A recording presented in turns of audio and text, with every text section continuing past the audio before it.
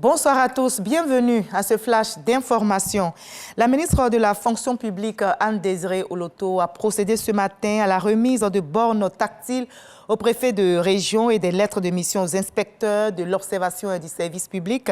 Ces outils vont permettre aux utilisateurs de recueillir les préoccupations des usagers et mesurer leur niveau de satisfaction. Grâce Kando. 55 bornes tactiles remises aux préfets de région et aux points focaux de quelques ministères techniques, ainsi que des lettres de mission aux superviseurs de l'Observatoire du service public OSEP. Les bornes tactiles vont permettre de collecter les préoccupations des usagers clients, mais aussi de mesurer leur niveau de satisfaction. Cet outil, pour nous, est extrêmement important parce que l'objectif final pour l'administration publique, pour la fonction publique, c'est la satisfaction des besoins des usagers, la satisfaction des besoins des populations. Donc, cet équipement nous permettant de recueillir leurs attentes nous aidera à pouvoir adresser efficacement leurs préoccupations. 34 cellules focales seront redéployées dans les régions.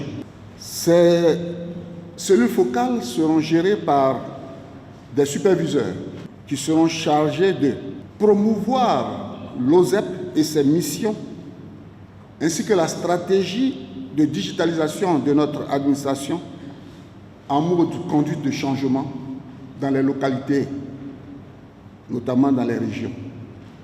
De mener des actions d'autosaisine relativement à des dysfonctionnements et ou à de bonnes pratiques, ou je dirais pratiques prometteuses du service public.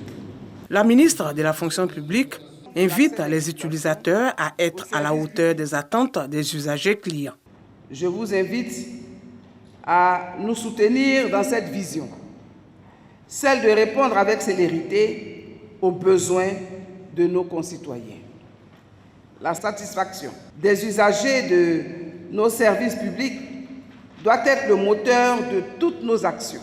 La collaboration est une nécessité et elle est notre force commune si nous agissons de concert.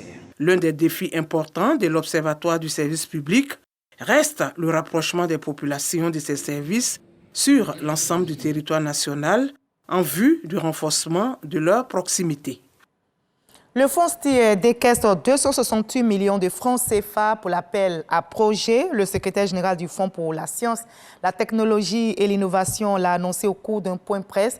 L'initiative vise entre autres à renforcer la capacité des conseils subventionnaires, à financer les projets de recherche fondés sur l'utilisation d'indicateurs scientifiques, technologiques et d'innovation. On en reparle ce soir à 20h. Et nous aurons dans ce 20h le dossier EcoPlus qui fait une lucarne sur la pisciculture.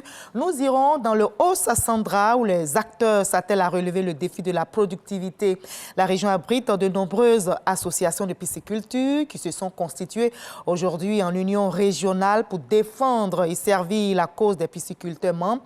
Ils sont environ 300 qui œuvrent au quotidien pour ravitailler les membres locaux en poissons, mais sans difficulté à accéder aux intrants de qualité et le coût élevé des alevins. Comment s'en sort-il? Élément de réponse ce soir à 20h. Ne ratez donc pas cette édition.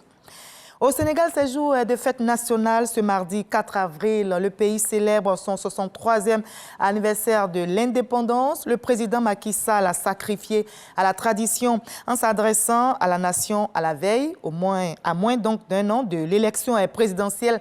Et après des tensions politiques ces dernières semaines, le chef de l'État sénégalais s'est dit ouvert au dialogue dans un climat politique crispé, donc en marge de procédures judiciaires visant l'opposant Ousmane Sonko. Le chef de l'État invoque l'héritage et la sagesse des anciens pour surmonter les différences.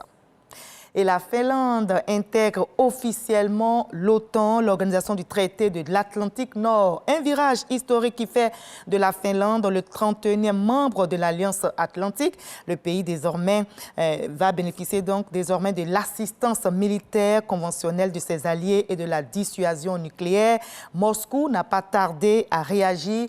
Pour le Kremlin, c'est une atteinte à la sécurité de la Russie qui va prendre immédiatement des contre-mesures.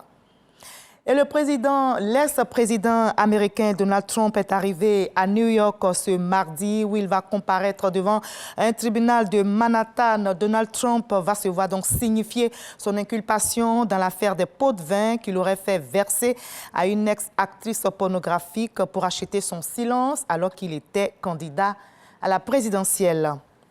On se retrouve à 20h pour la grande édition, mais juste après ce Flash Info, je vous invite à suivre l'info régionale pour avoir toutes les nouvelles de nos très belles régions en Côte d'Ivoire. À tout à l'heure à 20h.